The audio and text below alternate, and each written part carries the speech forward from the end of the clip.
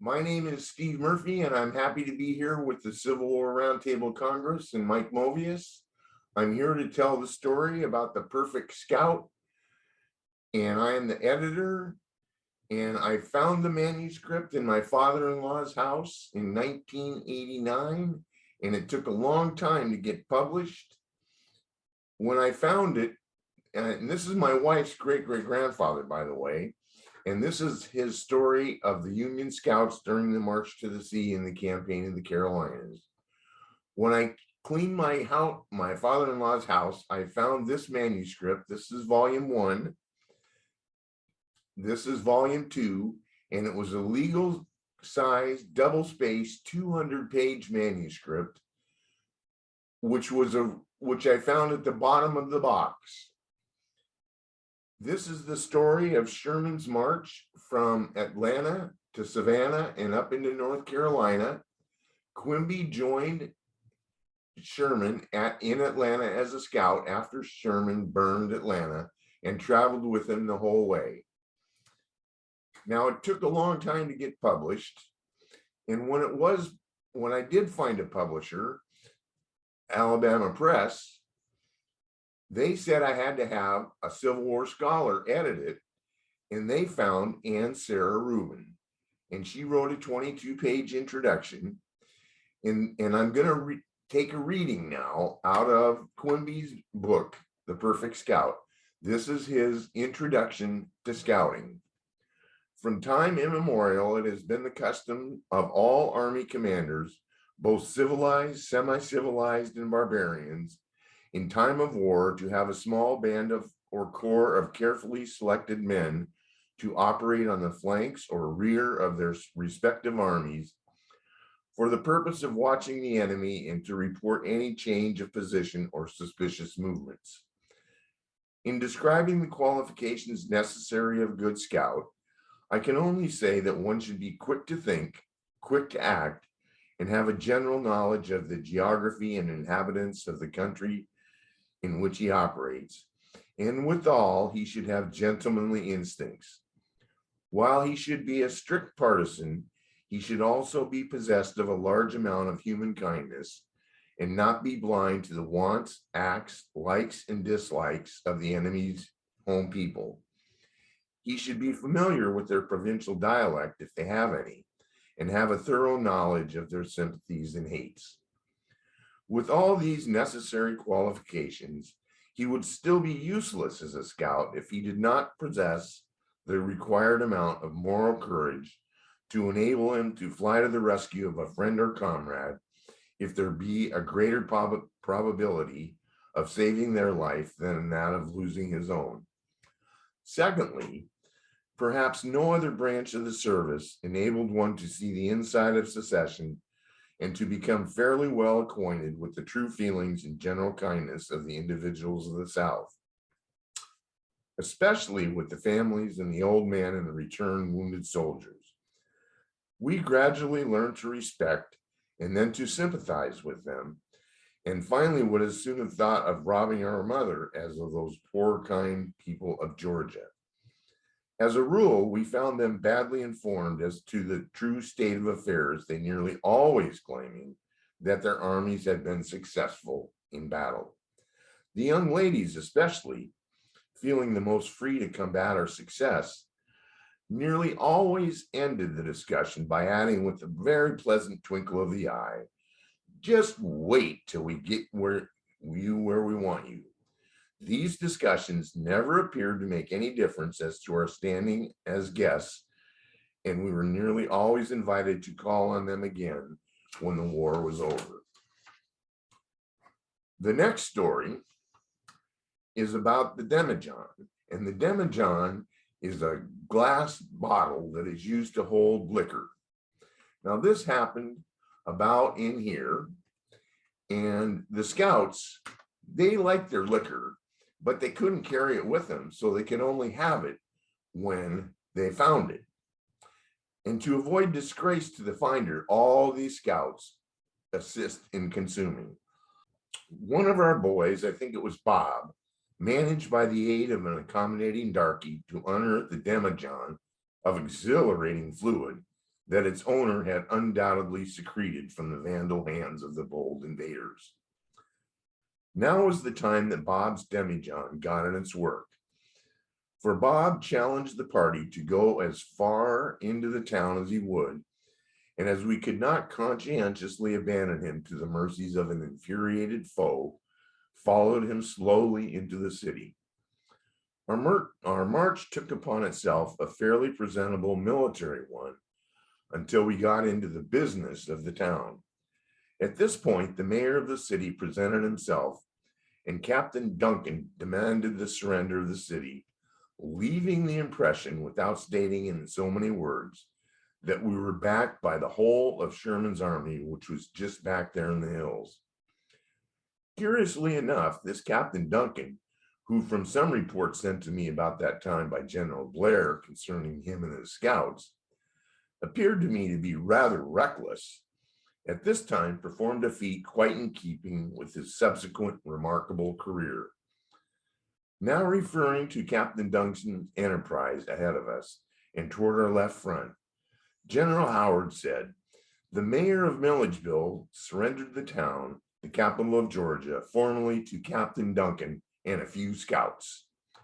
The reader will notice that General Howard made no mention of Bob's demijohn, so I presume that Captain Duncan failed to report him the reason of our so-called remarkable career. The next story is about the Texas Rangers.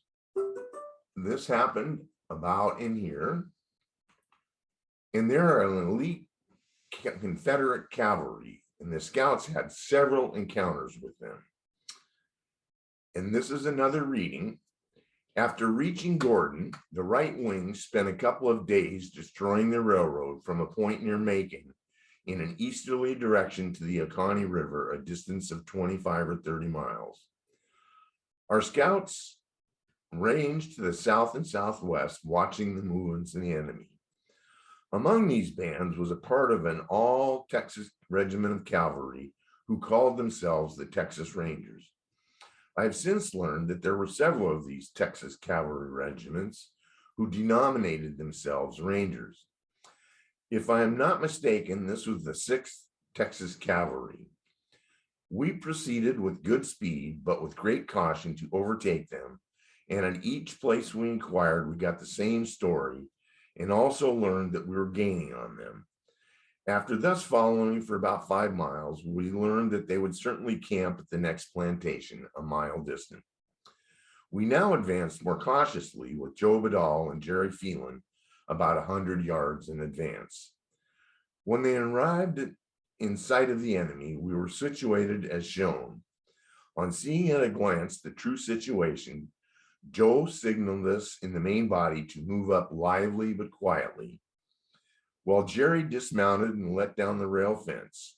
At this moment, the Texans saw the 2 scouts, and supposing them to be of their own command, invited the 2 over to take supper with them. Then Jerry remounted, and the 2 rode toward the Texans at a walk, the distance being about 100 yards. When they had gained about 2/3 of the distance, our main body appeared at the entrance of the field. When on sight of us, the Texans took alarm and started for their arms, but they were too late. For the advance raised the yell and charged, getting between them and their arms. Jerry's horse being a good vaulter and fence being low, he jumped into the stock lot. I doubt if 30 seconds transpired before the main body were at their elbows supporting them. The capture supplied us with a surplus of horses from which the field officers were generously supplied. It became an unwritten law rigidly adhered to by the Federal and Confederates that all horses, arms, and equipment captured by any soldier or squad belonged to the captors and were scarcely ever turned over to the quartermaster. The next story is about Millen, Georgia, which is the site of a notorious POW prison. We were in a quandary as to what to do. If it was a trap, our only chance was to run for it. We could not remain where we were, nor could we take to the woods because the woods were full of water and alligators. There was some moonlight, we could see fairly well, so we ordered the guide to replace the planks while we guarded him from attack, then to move on slowly for a short distance and await us. When all was ready, we ran the gauntlet at full speed. Much to our surprise and satisfaction, no shots were fired, and we never did discover the cause of the trap, as we called it. On reaching dry land, we had a council, and the guide told us of a way to reach the town in a dugout by following the overflowed swamps and lagoons. He explained the route by saying that it was the way the plantation Negroes visited their sweethearts in town at night when it was necessary to avoid the patrols. Toward evening, we began to hear occasional cannonading and other sounds incident to the approach of an army, and also noticed that the people had entirely disappeared from the streets of Millen. When we arrived at headquarters, we found the general up, and on sight of us, he took in the situation at once and said, "Aha, you are the gentleman I've been wanting to see for some time." Then telling the sergeant in charge that he would take care of us, they started away. But on being informed that the guard had our weapons, he called them back and told the sergeant that he would take charge of our weapons also. I saw a crestfallen look on the sergeant's face as he delivered them up. We here recovered our horses and rejoined our comrades who were snoozing in their quarters when we took much needed rest. And now the next story is about George Quimby meeting Mary Stevenson. And he first hears of the Stevensons from a Dr. Stokesbury earlier in the March, who asked him to help look up Mr. Stevenson, his young daughter Stokesbury calls her Molly. Quimby agrees and was given a letter of introduction. And this happened right down here when they were laid over in Savannah. On inquiry, I learned that the object of my visit lived at another town 4 miles further on the Savannah Road. When nearing my destination, I discovered a violent thunderstorm approaching, which threatened to drench me if I did not at once secure shelter. I first came to a church, then several Negro houses, then to a neat residence lying about 100 yards from the main road. Here I saw a gentleman sitting on the front porch, or as the people of the South call it, the gallery, and a beautiful walk leading up to the house. A shed stood at the opposite side of the road under which to hitch horses, and as the storm was ready to break upon me, I hastily hitched my horse here and walked toward the house to ask shelter during the storm and to make further inquiries. When, to my surprise, I met a most beautiful young lady who, however, was dressed decidedly dishabille, she having on apparently but 2 garments, the names of which, I being young and unmarried and having no large sisters at home, was unable to state. This young lady, having her head down to protect her face from the already falling rain, did not see me, and in my bashfulness, I could not think of a way to avoid her. She had in her hand a long stick on which was a large snake, which was still wriggling. On seeing me, she dropped her burden and ran to the house and disappeared within. The rain was now falling in torrents, and there was nothing for me to do but to continue on to the porch where sat the old gentleman. He invited me in out of the rain and asked me to assist him to go in, as he could not move without help. On inquiring for the residence of Captain Stevenson, I was told that this was the place and he was the man. At once I surmised that the young lady with the snake was Miss Molly of Dr. Stokesbury's story. I then presented my letter of introduction from the worthy doctor and was received as an old friend might be. As soon as the rain slacked somewhat, he sent a Negro to care for my horse, then insisting on my remaining with them for the night. Then ensued a long conversation concerning the war and Dr. Stokesbury and his misfortunes. Not until supper was announced did Miss Molly make her appearance, and I thought she was as much embarrassed as I was. The captain explained that while she was in her dressing room, a large snake had crawled out from under the house. away snakes in the house and moving about just before a storm. And then, as no Negro was about and he was unable to do himself, he had called her to kill it. I afterward measured it and found it to be 5 feet 8 inches long. It was of the species called in the South house or chicken snakes, and not poisonous or dangerous to people. However, it was repulsive and horrible enough to scare most people. He was a much better informed man than most of the planners, thereby being better enabled to meet the inevitable when it came. He had been injured while rounding Cape Horn 23 years previously, having both legs crushed and never entirely recovering from the accident. I remained with these good people for 2 days, and after the shyness and novelty of our first introduction had worn off, had several friendly and pleasant conversations with Miss Molly.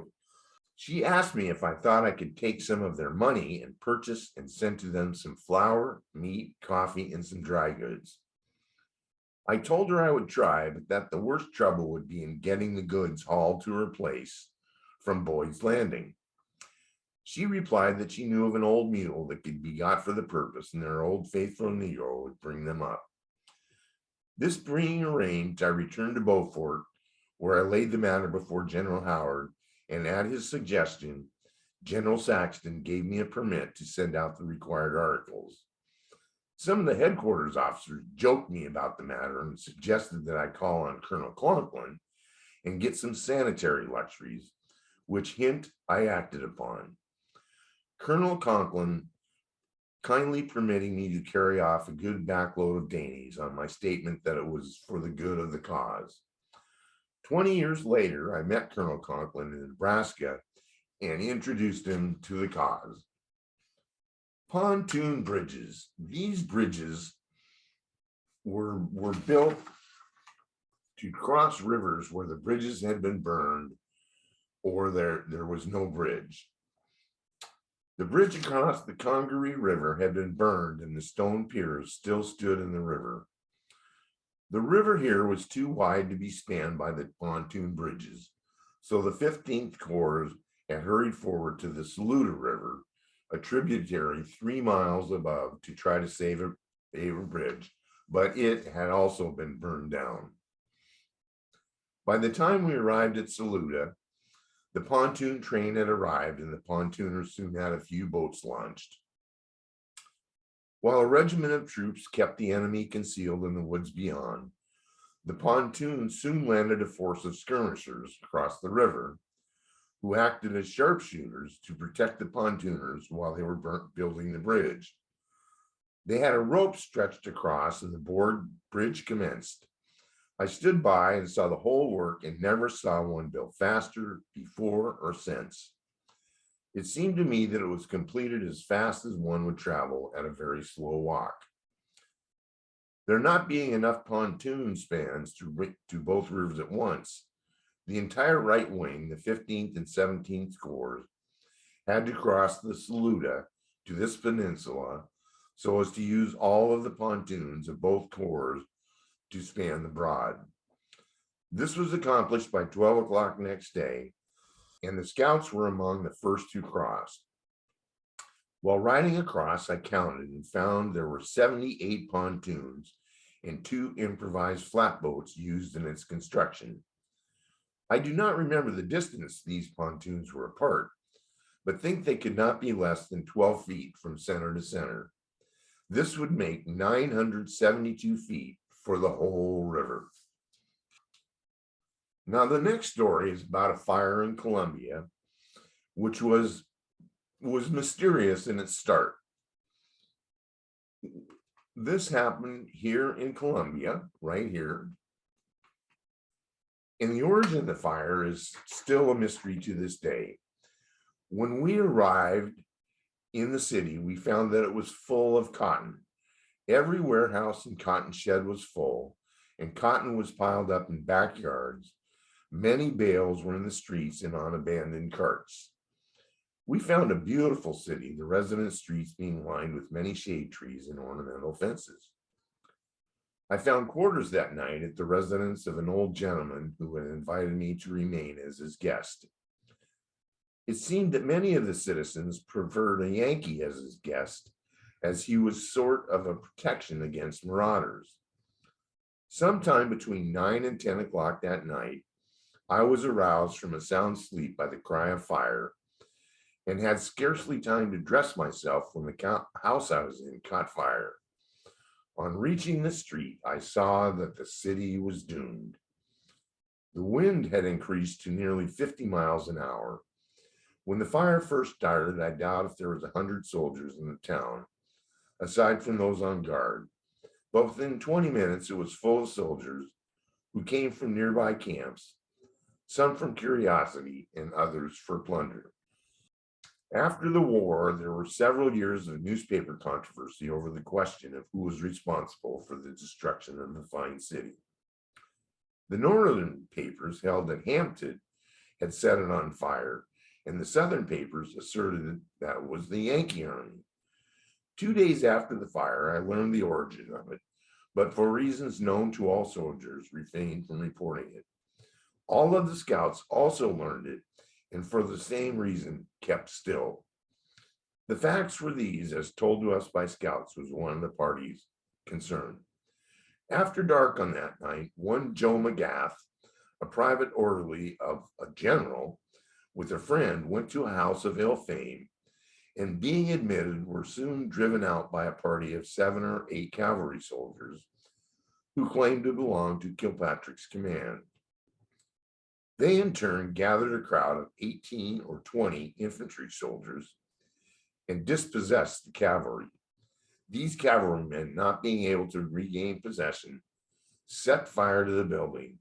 In the midst of flying cotton, a few moments sufficed to place the fire beyond control. Now, the next story is about another face-off with the rebels, and this happened around here.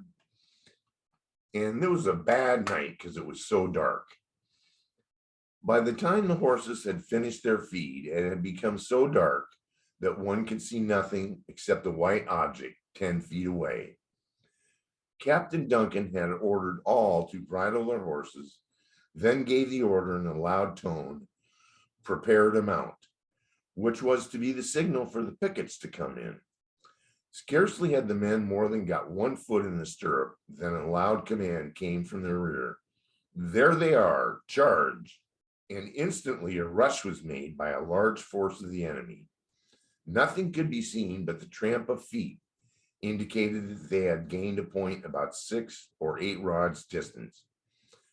When our boys turned loose on them with Spencer rifles and revolvers, this caused a temporary halt, but soon a voice was heard to say, "Now their guns are empty, give them hell." The soldiers of both parties had peculiar dialects or method of pronunciation. A soldier would be able, even in the dark, to recognize in the speech of the Yankees that they were enemies. And so on our word, a word spoken aloud, and one can instantly be able to distinguish it as emanating from a friend or an enemy. Here was a case where silence was golden. A white horse was very unpopular that night, for that was the only object that could be traced with certainty. Near the close of this interval, 2 men, one of whom rode a white horse, gradually approached the group of McQueen and the others. When the horse's head nearly touched, they came to a halt, and each waited for the other to speak. At length, McQueen could not bear the suspense and asked, "Who are you?" Instantly, the man riding the white horse fired, hitting McQueen in the groin. He again fired, killing Dawson instantly, and again fired, slightly wounding Badal. Joe was a man that could always be counted on to do a soldier's duty. He returned fire, killing the man on the white horse and wounding the other man. The next story is about a small town called Longton, and that is about in here. And the scouts were being entertained by a young Southern woman on the piano. There were foragers that were being chased by the rebels to break up the party. but all shoots the rebel, destroying both eyes. Quimby, quite by chance, meets this blind man many years later. This will be the last story, and it's about a canoe trip down the river to Savannah to meet up with the blockading ships. And this happened down here going into Savannah. The scouts were given this mission to deliver dispatches to the admiral at the blockading fleet. Accordingly, when we arrived at headquarters, which had been moved across to the north side of the river during the day, we found that Captain Duncan, who had not ridden with us that day, had secured a dugout canoe and some provisions and was ready to start down the river to communicate with the fleet, Admiral Dahlgren, which was supposed to be awaiting the approach of Sherman's army at Ossabaw Sound. He selected Amick and myself to accompany him. He carried dispatches from General Howard to Admiral Dahlgren, or whoever might prove to be in command of the fleet. I was probably selected because I had some experience in handling canoes in the rivers of the lumber region of Wisconsin. At any rate, I was placed in the stern to manage the boat and steer, while the others also had a paddle each and assisted in propelling the now famous ship. The canoe was, as I now remember, about 18 feet long and 2 feet wide. It had a round bottom, and it was evidently made by one who understood how a canoe should be built. It was thought that we should be able to reach the fleet, if at all, in 2 nights running, and not be considered safe to try to make the headway in daylight. I cannot now remember if we had a map or chart of the river or sound, but if we did, it could be of no use to us in the nighttime when we did not dare strike a light. The night was a clear, starlit one, just light enough for us to keep our course and not run into obstructions.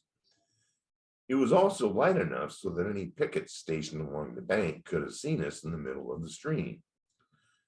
As a rule, the banks were 8 to 12 feet above the water, so that by keeping close to the bank, we could not be seen by any of the enemy's pickets, unless they should be on the brink and looking down at us. Of course, we could not be seen from the opposite side because we would be in the shadows and the bank would act as a dark background. Our speed was necessarily slow on account of having to proceed without noise.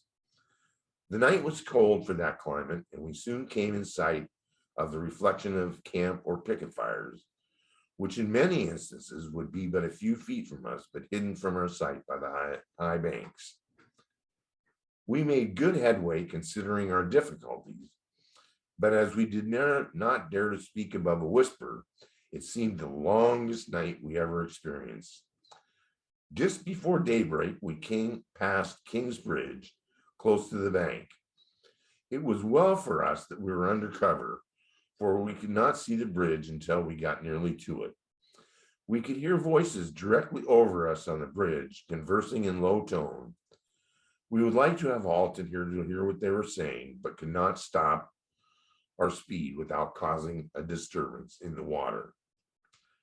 We had just finished our supper when an alarm was given that there were rebel soldiers from the fort near the door. We all skipped out the back door, each going his own way. Amick gained a bunch of holly bushes and hid among the thorns. I do not know where Duncan was concealed, but we always accused him of squatting down in a corner and getting an old fat Negro mammy to sit on him. I crowded under the house, which was built up off the ground nearly 3 feet. The house was soon surrounded on every side by perhaps 20 mounted soldiers. I could see their horses' feet on all sides, not over 10 feet from me. They remained perhaps 10 minutes and then departed.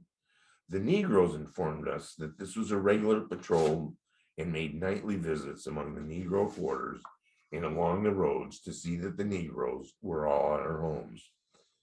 We feared that they had gotten an inkling of our presence, but on this, as well as all on other occasions, the Negroes were true to us.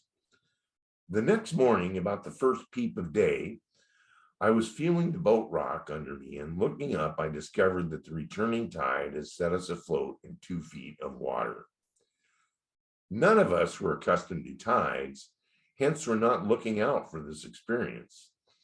It was now light enough for us to see that there was an island in the sound that shut us off from view of the sea. We had at this time, thought this island was part of the mainland and decided that our best plan was to cross to it and coast along until we could get a glimpse of the blockading vessel. Besides, we were yet in sight of the fort from which we could be seen as soon as it got light enough. To make matters worse, we then discovered a boat and boat's crew on the beach of the island to our right near the land's end and about parallel to us. We saw them hastily embark and hoist a sail and steer toward us. The wind favored them and they came rapidly, and we saw that we were in for trouble. We had been keeping a sharp lookout for the rebel picket boat the Negro had spoken of, and here it was heaving down on us, and we in a small dugout in the rough seas, having all we could do to keep afloat. Amex offered the suggestion that we could not claim to be rebel deserters, and being in disguise in these lines, we would be held as spies and shot at sunrise the next morning. In the midst of these speculations, the boat had approached to within hailing distance, and they hailed us, "Boat ahoy!" We answered the hail and were summoned to heave to, and at the same moment we saw the 8 men in the boat, as if by one motion, raise 8 muskets. When Captain Duncan asked, and I shall always remember it to the longest day I live, "Quimby, you have many times helped us out of bad scrapes. Tell us how to get out of this." This is George Quimby and Mary Stevenson later in life. This is the Quimby family plot in Linden Cemetery, Washington. And now we're back to the Perfect Scout. Thank you for listening.